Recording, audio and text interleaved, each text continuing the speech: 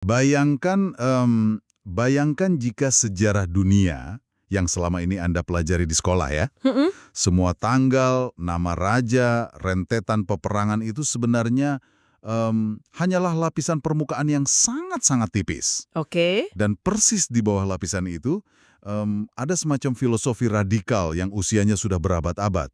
Sebuah filosofi tentang manipulasi, pemberontakan absolut. Dan gagasan gila bahwa kekuatan sejati di dunia ini justru datang dari tindakan melanggar semua aturan yang ada. Wow, itu premis yang luar biasa provokatif ya.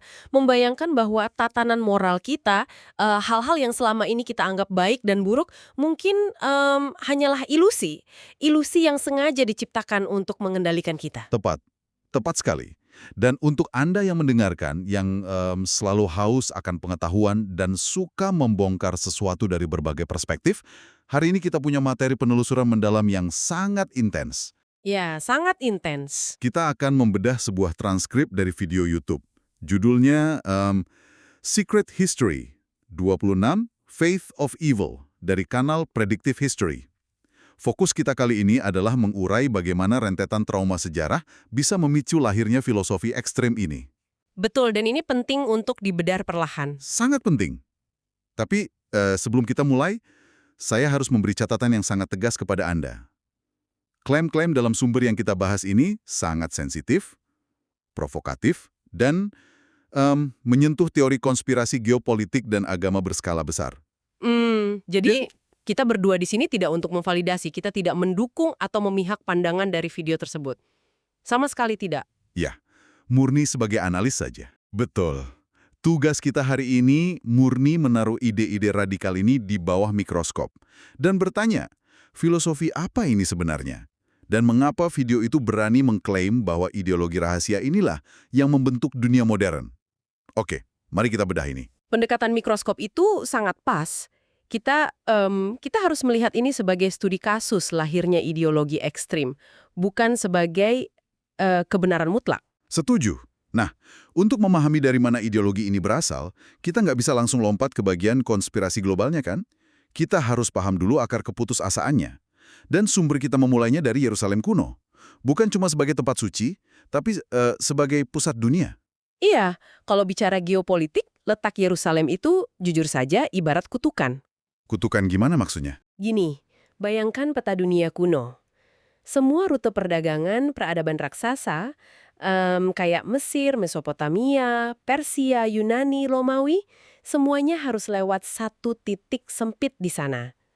Jadi tempat itu selalu jadi titik perebutan yang berdarah. Jadi selalu ditaklukkan berganti-ganti ya? Betul. Dan penaklukan demi penaklukan ini secara fundamental terus menggerus dan mengubah identitas bangsa Yahudi di masa itu. Tapi bagaimana persisnya itu mengubah mereka?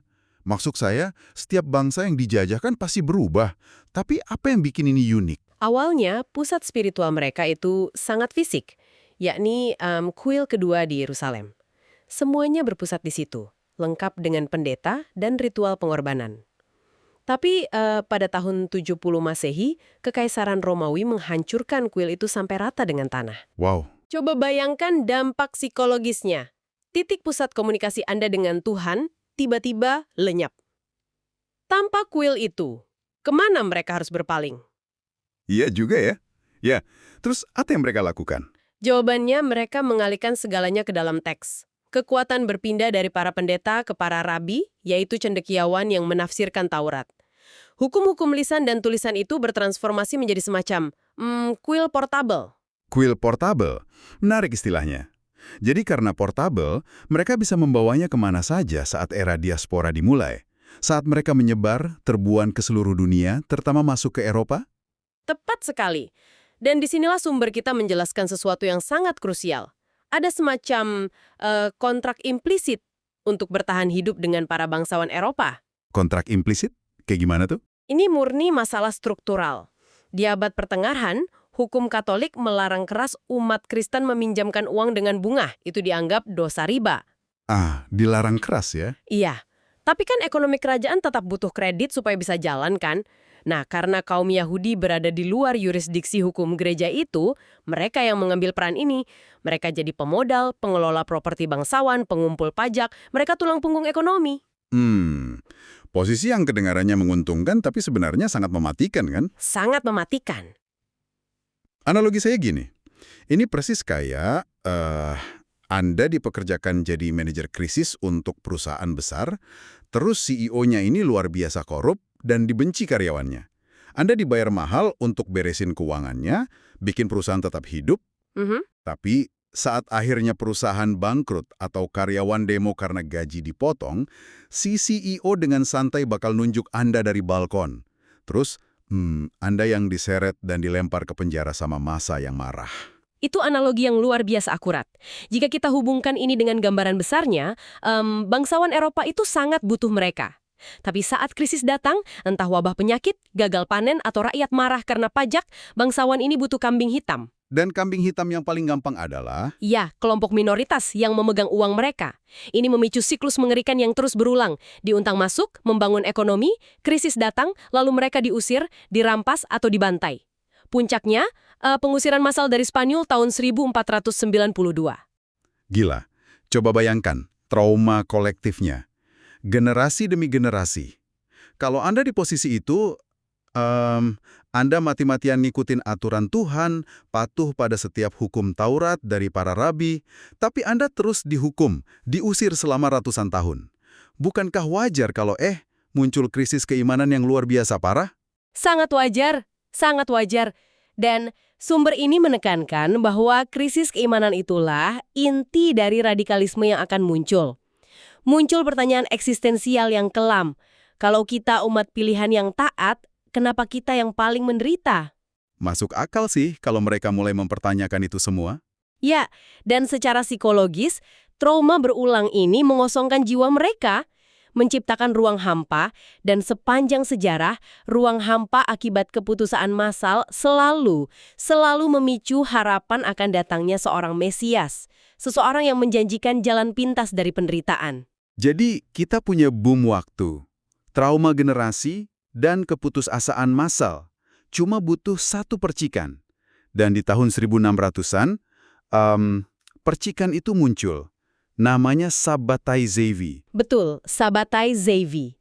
Dia berasal dari Kesultanan Utsmaniyah. Dia melihat penderitaan ini dan dengan berani mendeklarasikan dirinya sebagai Mesias. Tapi, narasinya sangat beda dari yang diharapkan. Bedanya di mana? Dia tidak menyuruh pengikutnya untuk lebih taat. Dia justru bilang, penderitaan ini bukan karena kalian kurang patuh, tapi karena hukum-hukum lama itu dibuat oleh para rabi yang korup. Wah, jadi dia langsung menyerang elit agama saat itu. Dia menyalahkan establishment. Tepat. Dia menolak hierarki para rabi, menuduh mereka berkolusi dengan bangsawan Eropa. Zevi ini bahkan disebut oleh sumber video kita sebagai tokoh proto-liberal dan proto-komunis. Tunggu, proto-komunis di abad ke-17? Ya, karena dia mengusulkan masyarakat yang sangat egaliter. Dia bilang pria dan wanita itu setara. Dan yang paling radikal, dia mengumumkan bahwa karena era mesianik sudah tiba, hukum-hukum kuno yang ketat itu dibatalkan. Boleh makan babi, boleh melanggar hari Sabat. Pasti membebaskan banget rasanya ya. Jutaan orang yang lelah menderita tiba-tiba dibilang, kalian nggak perlu lagi hidup dalam kotak aturan ini. Sangat membebaskan. Makanya pengikutnya langsung jutaan. Tapi saat dia mulai berhadapan dengan otoritas raksasa, Kesultanan Utsmaniyah, disinilah ceritanya berbelok tajam. Nah, disinilah bagian yang sangat menarik menurut saya. Sultan ngasih ultimatum kan? Betul. Sultan pada dasarnya bilang, masuk Islam sekarang juga, atau kepalamu saya penggal. Dan apa yang Zevi lakukan? Dia pakai serban dan memeluk Islam. Tapi, tunggu dulu. Jujur aja, waktu saya baca transkrip ini, rasanya aneh banget. Pengikutnya kan pasti hancur berantakan lihat Mesias mereka nyerah gitu aja. Iya, logikanya begitu. Tapi sumber ini mengklaim bahwa momen pengecut ini malah melahirkan konsep teologis baru. Namanya pembenaran melalui dosa atau justification by sin. Konsepnya, Zevi sengaja berdosa untuk menebus dosa pengikutnya. Bukankah ini cuma coping mechanism? Semacam alasan yang dibuat-buat karena dia takut dipenggal, terus pengikutnya malu ngaku kalau mereka udah ditipu? Kalau dari kacamata rasionalitas sejarah murni, tentu sangat mungkin. Kemungkinan besar itu cuma respons panik manusia untuk menyelamatkan nyawanya. Tapi secara teologis, alasan yang dibuat-buat itu malah jadi cetak biru yang sangat revolusioner. Revolusionernya gimana? Kenapa pengikutnya bisa percaya hal kayak gitu? Mereka merasionalisasinya begini, demi menyelamatkan umat yang terhilang, Sang Mesias harus rela turun ke tingkat yang paling hina. Dia harus melakukan dosa terbesar, yaitu murtad. Logikanya berputar total. Untuk menunjukkan keimanan sejati, Anda tidak lagi mematuhi aturan lama, Anda justru harus melanggar aturan itu. Oh, oke. Saya coba kasih analogi. Ini tuh kayak seorang polisi yang lagi nyamar di dalam kartel narkoba. Oke, menarik. Untuk membuktikan loyalitasnya supaya bisa masuk ke lingkaran dalam, dia harus melakukan kejahatan nyata. Di mata publik dia penjahat, tapi di mata komandannya, dia sedang melakukan pengorbanan tertinggi. Menghancurkan kegelapan dari dalam. Persis, analogi polisi menyamar itu sangat pas. Dan menurut sumber video kita, sebagian kecil pengikut setia Zevi benar-benar menerapkan ini secara rahasia. Mereka dikenal sebagai kaum Dolmeh. Kaum Donmeh di Turki ya? Ya, secara publik, mereka memeluk Islam, beribadah di masjid, kelihatan religius. Tapi di dalam rumah, mereka masih mempraktekkan filosofi pembebasan Zevi. Dan video tersebut bahkan mengklaim kaum rahasia inilah yang akhirnya mengendalikan Turki modern. Mereka bahkan menyebut tokoh besar seperti Mustafa Kemal Atatürk sebagai bagian dari mereka. Wah, pendiri Turki modern. Itu klaim konspirasi yang sangat masif. Tapi oke, kita simpan dulu soal klaim modern itu, karena sejarahnya belum selesai. Belum, baru dimulai malah. Iya kan? Kalau Sabbatai Zevi cuma bikin ide dasar bahwa hukum bisa dilanggar, sekitar 50 tahun kemudian, ada satu orang yang mengambil ide ini dan menjadikannya semacam umbu buku panduan praktis untuk menaklukkan dunia. Jacob Frank. Jacob Frank, abad ke-18. Pria ini sangat ambisius. Dia mengklaim dirinya sebagai reinkarnasi dari Sabbatai Zevi.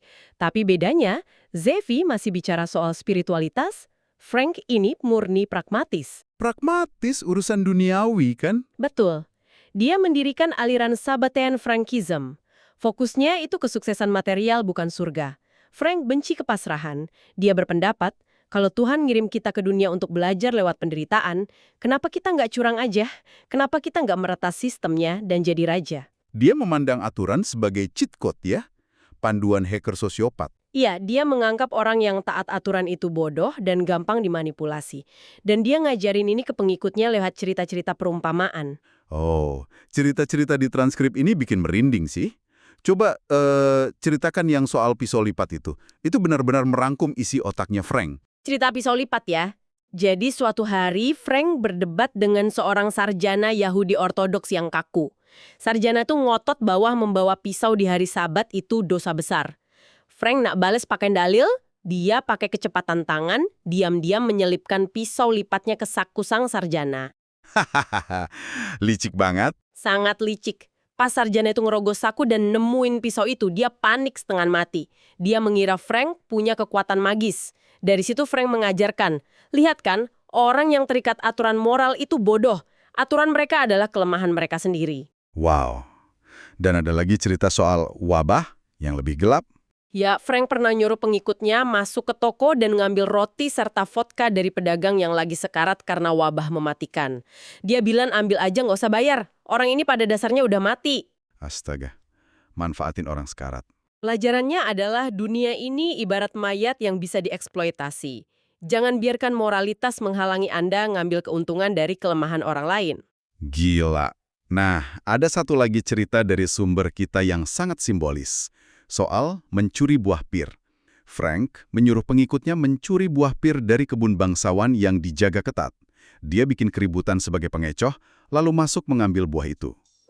Sumber video menganalisis ini sebagai penulisan ulang kisah Taman Eden, bahwa Tuhan itu sebenarnya ingin manusia memakan buah terlarang. Melanggar aturan itu bukan kejahatan, tapi cara untuk dapat pengetahuan yang nggak bisa dikasih Tuhan secara langsung. Dosa adalah alat untuk dapat kebijaksanaan. Yang sangat menarik di sini adalah bagaimana Frank membalikkan ajaran tradisional. Dalam sosiologi radikal, ini dikenal dengan akselerasionisme. Agama mainstream bilang jangan berdosa biar dunia damai. Frank bilang sebaliknya. Sebaliknya gimana? Dia bilang dunia ini dikuasai hukum palsu atau bahkan setan.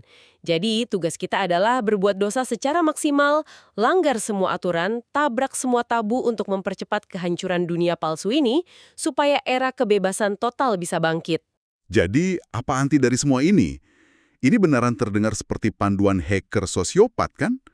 Frank pada dasarnya bilang, moralitas itu cuma firewall ilusi. Kalau Anda sadar itu ilusi, Anda dapat akses admin ke realitas. Betul sekali, akses admin. Dan coba deh, Anda yang lagi dengerin bayangin ini. Anda hidup di Eropa abad ke-18. Miskin, ditindas terus ada orang bilang, semua aturan yang bikin kamu miskin itu palsu. Hancurkan semuanya. Seberapa menggodanya ide itu? Sangat menggoda. Tapi ini memunculkan satu pertanyaan krusial kan? Filosofi ini sangat radikal. Kalau Frank ngajarin pengikutnya bahwa semua hukum bisa dilanggar dan menipu itu suci, gimana cara dia bikin pengikutnya nggak saling mengkhianati? Nah, gimana cara dia bangun kultus yang solid tanpa mereka saling tikam dari belakang? Jawabannya ada pada manipulasi realitas dan ritual rahasia yang ekstrim. Soal realitas, Frank ngajarin kalau kenyataan itu cuma imajinasi kolektif. Ada cerita di video tentang biarawati yang berhalusinasi berhubungan intim dengan Frank dari kejauhan.